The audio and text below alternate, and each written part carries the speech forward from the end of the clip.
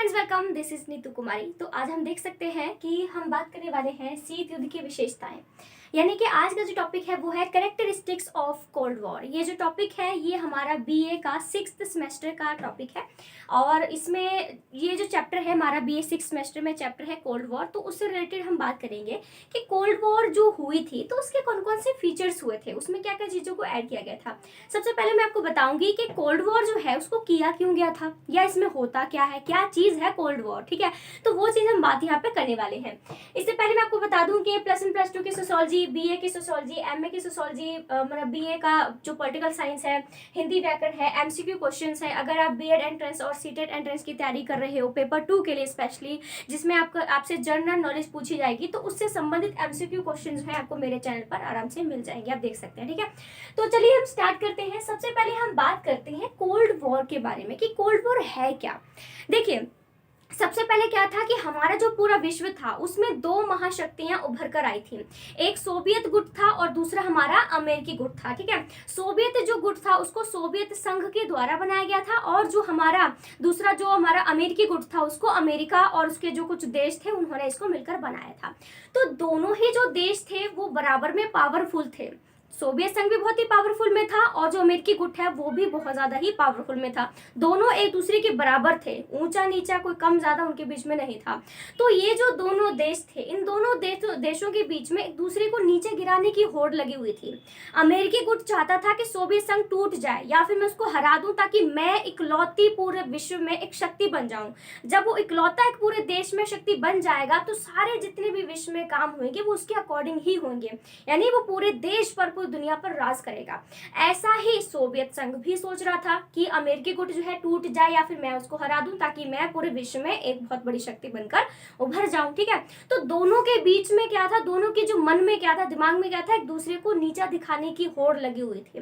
लेकिन ये जो होड़ लगी हुई थी दोनों के बीच में, ये बहुत ही अच्छी थी। अच्छी इसलिए थी क्योंकि इन्होंने कभी भी एक दूसरे को नीचा दिखाने के लिए, एक दूसरे को विरोध में गिराने के लिए कभी भी हथियारों का इस्तेमाल नहीं किया था। इन्होंने क्या किया था, प्रचार प्रसार का सहारा लिया था।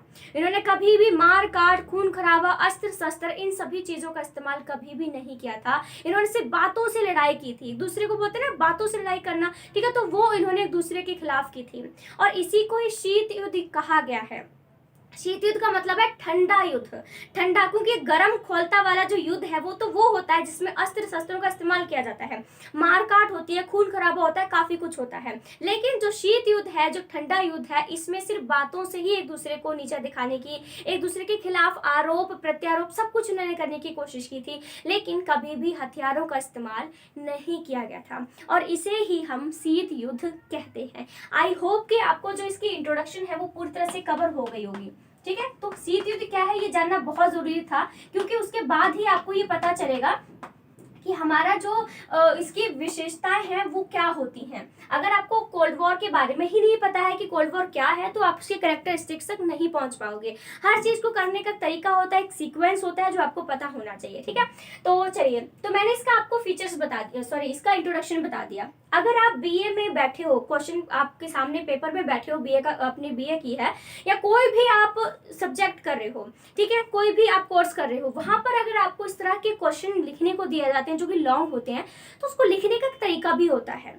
ठीक है, लिखने का तरीका क्या होता है कि सबसे पहले आपने उसमें इंट्रोडक्शन लिखना है। कोई भी चीज, कोई भी प्रश्न आपसे पूछा जाता है, चाहे सोशियोलॉजी का है, पॉलिटिकल का है या किसी भी स्ट्रीम का आपके पास कोई भी क्वेश्चन आता है, तो सबसे पहले आपने इंट्रोडक्शन देनी है। इंट्रोडक्शन के बाद आपने क्या करना है, उसकी एक डेफिनेशन देनी है।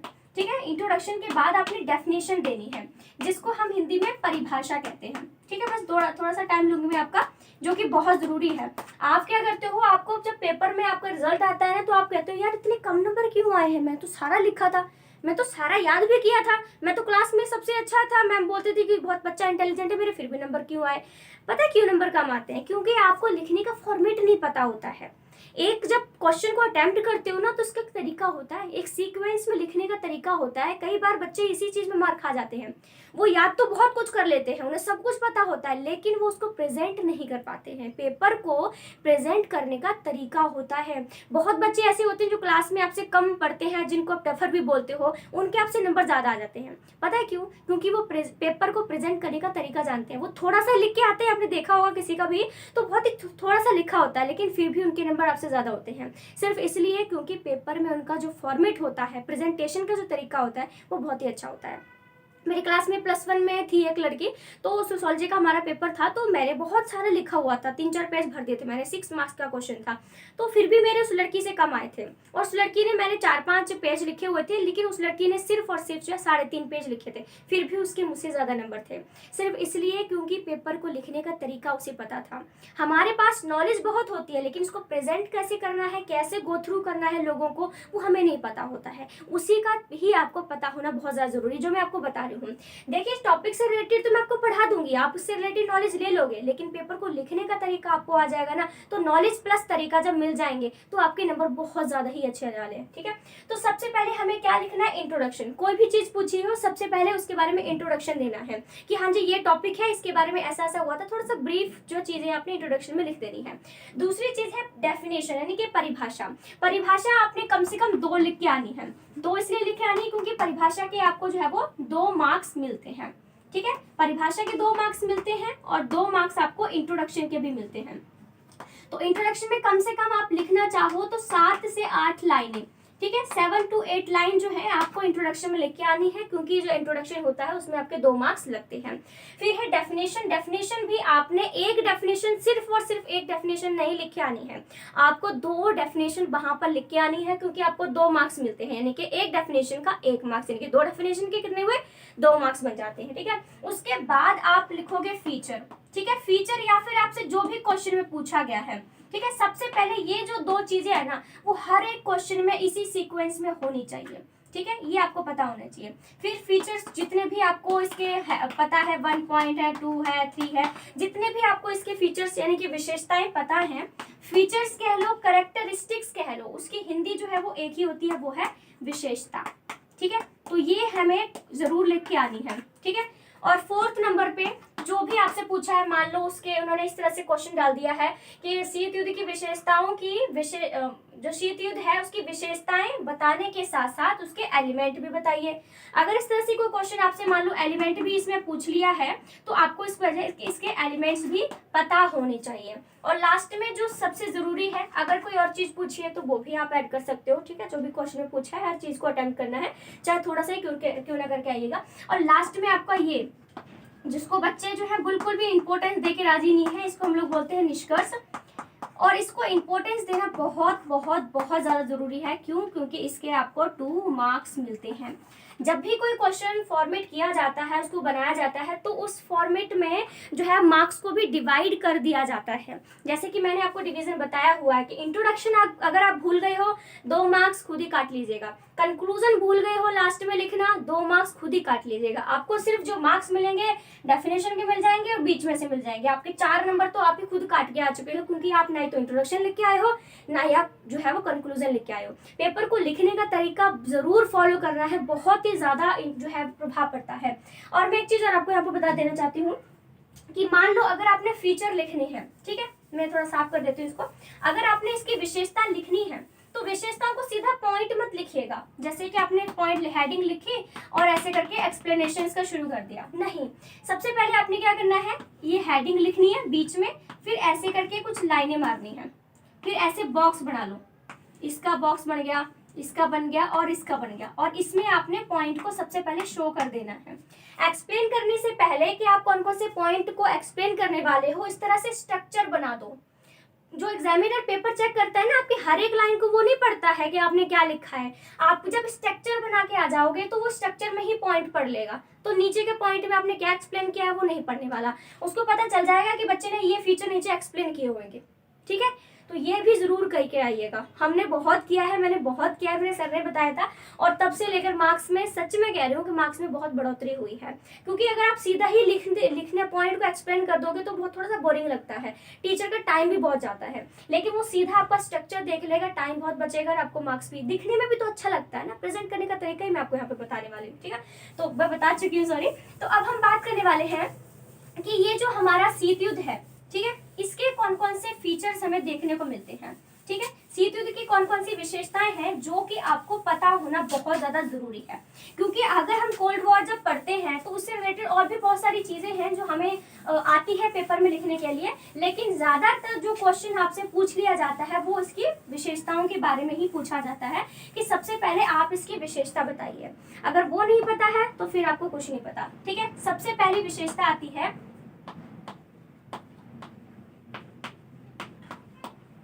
विचारात्मक युद्ध, ठीक है। शीत युद्ध की सबसे पहली जो विशेषता है वो है विचारात्मक युद्ध, यानी कि आइडियोलॉजिकल वॉर की बात कर रहे हैं। ये जो हमारे भी बता के हटी हूँ कि एक जो हमारा अमेरिकी गुट था, दूसरा हमारा सोवियत गुट था, तो इन दोनों ने क्या किया कि इन्होंने अपनी अपनी आइडियोलॉजी को लेकर लड़ना शुरू कर दिया। अमेरिकी गुट ने कहा कि मेरी जो पूंजीवादी जो विचारधारा है वो बहुत ही अच्छी है। सोवियत संघ ने कहा कि मेरी जो माफ कीजिएगा कि उन्होंने कहा कि मेरी जो समाजवादी विचारधारा है वो बहुत ज्यादा ही अच्छी है।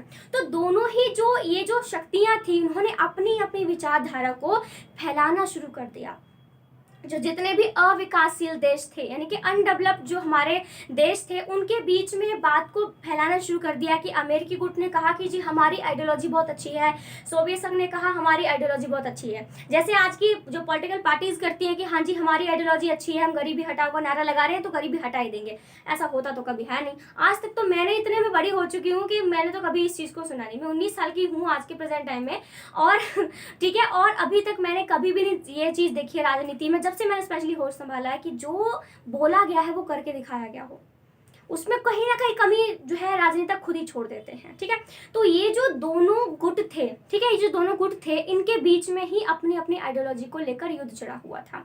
इन्होंने कभी भी, मैं आपको पहले बता चुकी हूँ कि इन्होंने कभी भी जो है वो मारकाट वाला युद्ध नहीं किया था जिसमें किसी की जान चली जाए, खून खराबा हो जाए, हमारी जो सार्वजनिक संपत्ति है, पब्लिक जो प्रॉपर्टी होती है वो खराब हो जाए। ऐसा कभी युद्ध नहीं किया गया था, ठीक है। लेकिन इन्होंने सिर्फ बातों से ही दूसरे के खिलाफ जो है युद्ध लड़ा था। तो विचारात्मक युद्ध में यही था कि अपनी अपनी आइडियोलॉजी को ऊंचा दिखाना चाहते थे कि जी मेरी आइडियोलॉजी बहुत अच्छी है, मेरी आइडियोलॉजी जो है बहुत अच्छी है। तो इसकी वजह से जो है इस तरह से जो है इन्होंने जो मार्केट वाला जो युद्ध होता है वो इन्होंने नहीं किया था, ठीक है। उसके बाद हमारा जो नेक्स्ट पॉइंट आता है वो है हमारा कि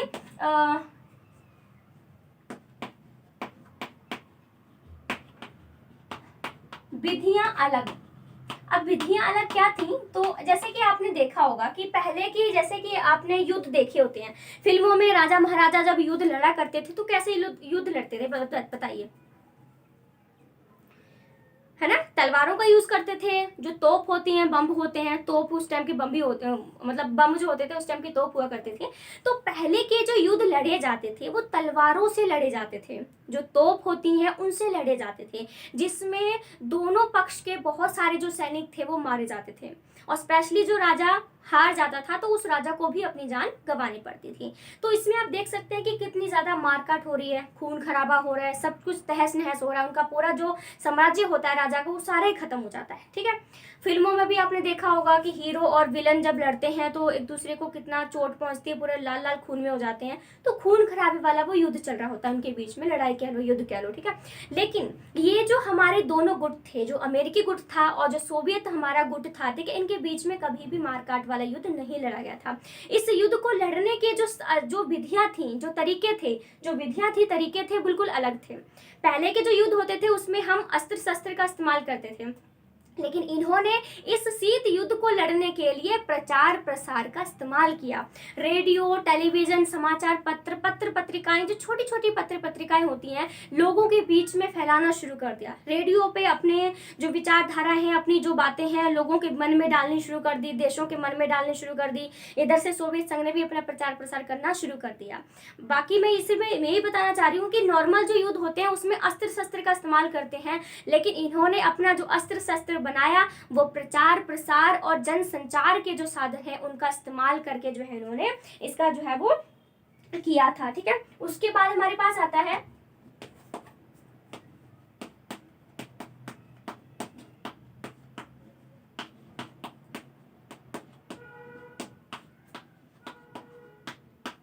शस्त्रों के बिना लड़ा गया युद्ध। जैसा कि मैं आपको यही बता के हटी हूं कि शस्त्रों के बिना लड़ा गया युद्ध। अब ऐसा नहीं है कि इन दोनों के बीच में युद्ध हुआ नहीं था, कोई मारकाट नहीं हुई थी, तो उन्होंने हथियारों को भी नहीं जुटाया था कि ये सोच के भाई देखो युद्ध तो होना नहीं है, फिर हम हथियारों का रख के करके क्या करेंगे। ऐसा बिल्कुल भी नहीं था। जो दोनों ही शक्तियां थी, दोनों ही गुट थे, उन्होंने हथियारों को जमा करना शुरू कर दिया था। सबसे पहले तो स्टार्टिंग जो की थी वो अमेरिकी गुट ने की थी, उसने परमाणु हथियारों को रखा था, सबसे पहले उसी ने स्टार्टिंग की थी हथियारों को जुटाने की। फिर उसको देखते हुए जो सोवियत संघ था उसने भी परमाणु हथियार को कर लिया।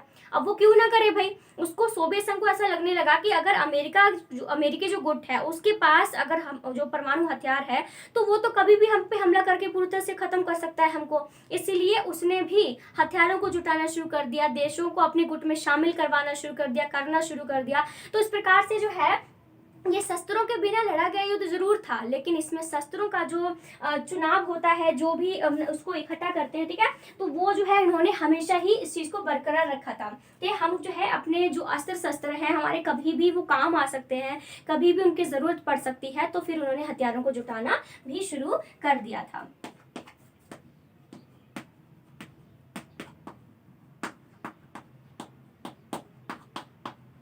युद्ध जैसी स्थिति, यानी कि जो शीत युद्ध हुआ था इन दोनों के बीच में, तो हमेशा वो मारकाट वाला जो युद्ध होता है ना, उसकी सिचुएशन जरूर बनी थी। हमेशा ही उनकी सिचुएशन बनी थी कि युद्ध हो सकता है। बहुत सारे जो देश थे जो कि बहुत ही छोटे छोटे देश थे, ठीक है, उनके पास ज्यादा कुछ अपना सामान वगैरह भी नहीं था, तो उनको हमेशा ये डर लगा रहता था कि अब नहीं, अब युद्ध होने वाला है।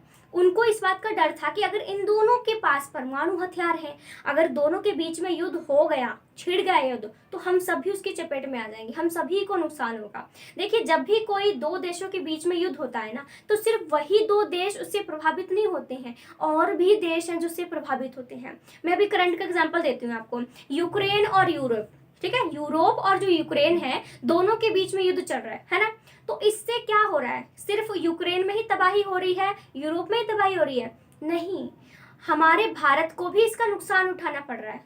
कैसे नुकसान उठाना पड़ रहा है? हमारे एजुकेशनल एरिया में, हमारी पढ़ाई से संबंधित जो क्षेत्र है ना, उसमें भारत को नुकसान उठाना पड़ रहा है। क्यों? क्योंकि बहुत सारे ऐसे स्टूडेंट थे जो यूक्रेन में जाकर पढ़ रहे थे, जिनके बहुत लॉन्ग टाइम से वहां पे अपना कोर्स कर रहे थे। किसी किसी का तो लास्ट पेपर ही रह गया था उस कोर्स को पूरा करने का, किसी किसी का लास्ट सेमेस्टर ही चल रहा था वहां पर पूरा करने का, लेकिन युद्ध छिड़ गया और उन स्टूडेंट को भारत में वापस आना पड़ा। अब वो स्टूडेंट बहुत टेंशन में है कि हमने इतने सालों से उस कोर्स को पूरा किया, बहुत मेहनत की थी, लेकिन अब उस कोर्स की डिग्री भी उन्हें नहीं मिलेगी, क्योंकि यूक्रेन और यूरोप जो है दोनों ही युद्ध लड़े जा रहे। पता नहीं उनका युद्ध कब खत्म होगा, कब यूक्रेन में इतना सारी जो तबाही हुई है उसको सेटल किया जाएगा। तो उनकी तो जॉब भी अब उनको उम्मीद भी नहीं रही है। अब उनको इंडिया में फिर से क्या पता वहां पर कोई ऐसा कोर्स होता होगा जो हमारे इंडिया में नहीं हो रहा है, तो वो इंडिया में अब उसको वो कोर्स का ऑप्शन भी नहीं है इंडिया में, अब फिर से स्टार्टिंग थोड़ी करेंगे। तो उन दोनों देशों के बीच में हुआ था युद्ध, अभी भी चल रहा है, लेकिन इसका प्रभाव हमारे इंडिया पर भी पड़ा है, दूसरे देशों के स्टूडेंट पर भी तो पड़ा है भाई। वो भी तो वहाँ पे यूक्रेन में रहते थे, यूरोप के स्टूडेंट भी हमारे इंडिया में वापस आ गए, यूक्रेन में जो स्टूडेंट इंडिया के रहते थे वो भी वापस आ गए। तो उनको एजुकेशनल के एरिया में कितना ज्यादा नुकसान उठाना पड़ा, ये हम उसका अंदाजा भी नहीं लगा सकते हैं। तो ये चीज है कि युद्ध जैसी स्थिति जो थी हमारे अमेरिकी गुट और जो सोवियत संघ था उनके बीच में, युद्ध जैसी स्थिति बहुत बार बनी थी, तो देशों को डर भी था। लेकिन सबसे अच्छी बात यही होती रही कि इन दोनों ने कभी भी युद्ध नहीं लड़ा था।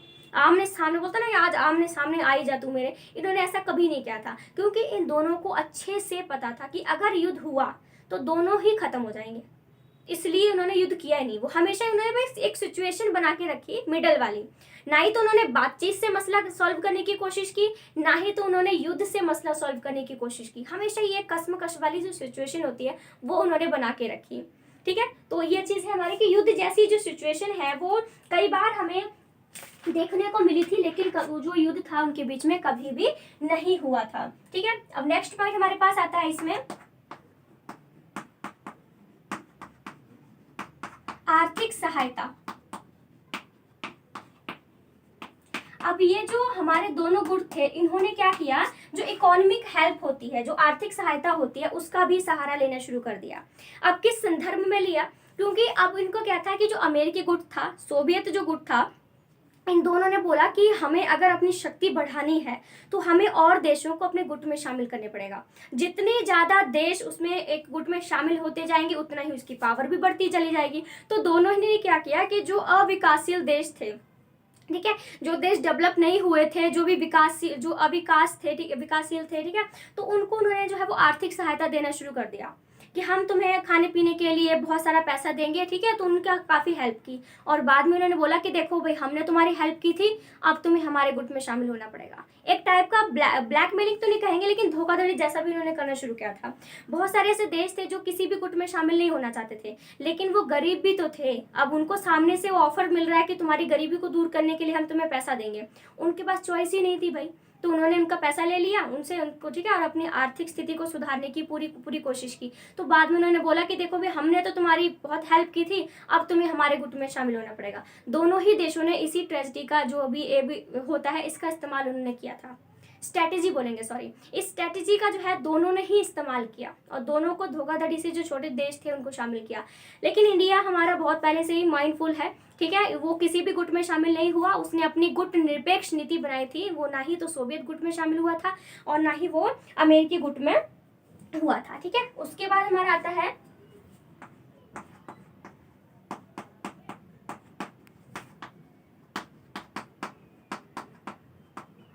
शांति के लिए युद्ध में विश्वास। अब शांति के लिए युद्ध में विश्वास, ये आपने कहीं सुना है कि शांति के लिए युद्ध में विश्वास, के युद्ध करने से शांति आ जाएगी? दोनों के देश, जो दोनों देश थे, उनका ये मानना होने लगा था, या ये दोनों देश मानने लगे थे कि अगर हमें परमानेंट शांति चाहिए तो हमें युद्ध करना पड़ेगा भाई। क्योंकि बहुत टाइम से एक कश्मकश वाली सिचुएशन बनी रही थी कि आज उनको दोनों को डर लगा रहता था हमेशा ही कि ये मेरे पे बमबारी ना कर दे, ये मेरे पे बमबारी ना कर दे। वैसे हुआ नहीं था, लेकिन उस टाइम की सिचुएशन ऐसी चल रही थी, तो उनको लगा कि नहीं, या तो बोलते ना, हम लोग कहते हैं ना कि आज हो ही जाए, बहुत इसने बात कर ली है, अब आज आजा मेरे सामने आजा।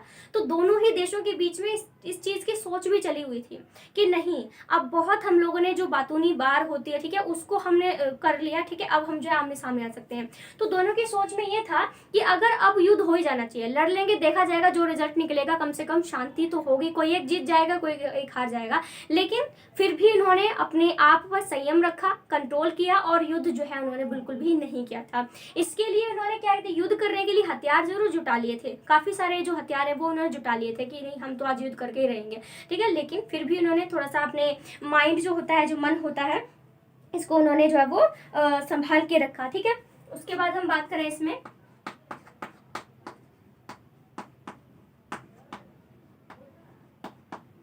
अविश्वास, ठीक है। अविश्वास ये था कि एक दूसरे को मिसट्रस्ट की बात करते हैं इसमें, ट्रस्ट का अपोजिट मिसट्रस्ट होता है। तो इन दोनों का एक दूसरे पर अविश्वास था, दोनों के दूसरे पर हमेशा ही शक लगा रहता था कि कहीं ये हम पर आक्रमण ना कर दे, कहीं, क्योंकि हमें क्या पता सामने वाला क्या प्लानिंग कर रहा है, नहीं पता ना। तो दोनों के दूसरे पर संदेह रहता था कि हम पर हमला न कर दे, इसलिए उन्होंने हथियारों को जुटाना भी शुरू कर दिया था। एक दूसरे पर शक जरूर करते रहते, लेकिन कभी भी दोनों ने बातचीत करके मसले को सॉल्व करने की कोशिश नहीं की। लेकिन अंत में खुद ही एक रिजल्ट निकल के आया अपने आप ही, बिना युद्ध लड़े। वो ये था कि जो सोवियत गुट था वो टूट गया, जो गुट बनाया गया था, समूह बनाया गया था, वो टूट गया। सिर्फ इसलिए बना था क्योंकि सोवियत, इसलिए टूट गया वो क्योंकि सोवियत गुट में बहुत सारे देश शामिल थे ना, उनके उन देशों के बीच में फूट पड़ गई थी। इस वजह से बहुत सारे जो देश थे वो सोवियत गुट को छोड़ के चले गए, और इसी वजह से जो बहुत ही बड़ा एक सोवियत गुट था उसमें से आधे देश चले गए, तो वो चुल्लू सा रह गया, बहुत ही छोटा सा रह गया, जिसकी वजह से जो है वो सोवियत गुट आराम से टूट गया और अमेरिकी गुट आराम से अपना श्रेष्ठ बन गया, ठीक है। तो ये चीज़ है अपना इसके फीचर्स में कि शीत युद्ध जो है इसके ये हमारे फीचर्स आते हैं जो आपको पता भी होने चाहिए, ठीक है। अब आप ये मत सोचिएगा कि ये तो बहुत ही कम पॉइंट है, सिर्फ 7 पॉइंट में हमारा क्या होगा। जब आप अंदर एक्सप्लेन करोगे ना तो बहुत पेज भर जाता है, ठीक है। पॉइंट कम सही, टू द पॉइंट होने चाहिए, एक्यूरेट होने चाहिए, ताकि आपको समझ में टीचर को बोरिंग ना लगे। बहुत बार बच्चे क्या करते हैं, पेज भरने के लिए रिपीटेशन का यूज करते हैं, हेडिंग थोड़ी चेंज कर देंगे, फिर से उसमें वही मटेरियल डालने की कोशिश करते हैं। टीचर पढ़ने वाले को ना गुस्सा चढ़ जाता है, वो आपके जानबूझ के फिर नंबर भी काटता है। आप थोड़ा सा लिखो लेकिन सही लिखो, सटीक लिखो, ठीक है, ये बहुत ज़रूरी होता है।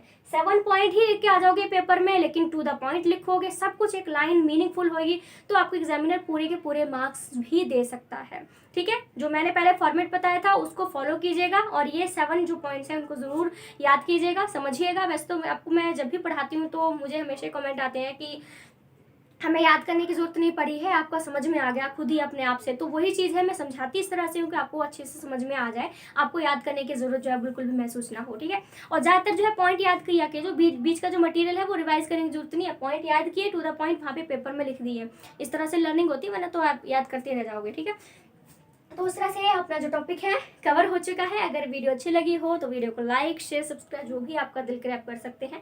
बाकी ये चैनल की मैं प्लेलिस्ट बना चुकी हूँ मैं, तो वो भी आप चेक कर सकते हैं। यदि कोई टॉपिक है जो आप चाहते हो कि मैं बना के दे दूँ इस तरह से, तो मुझे कमेंट करके ज़रूर बताइएगा। वो आजकल मैं थोड़ा सा अपने कोर्स में बिजी हूँ, तो वीडियो बहुत ही कम टाइम मिल रहा है कि मैं आपको इस तरह से बना के अपलोड कर दूँ, लेकिन मैं जो रिकॉर्डेड वीडियोज़ होती हैं वो मैं बनाकर अपलोड कर देती हूँ। तो जब भी मुझे टाइम मिलता है, अब तो मुझे टाइम निकालना ही होगा आपके लिए भी, ठीक है। तो आज मैंने सोचा कि चलो आपके लिए एक वीडियो अपलोड की जाए, ठीक है। तो अगर अच्छा लगे तो वीडियो को लाइक से सब्सक्राइब जो भी आपका दिल करे आप कर सकते हैं। So thank you so much friends, thank you.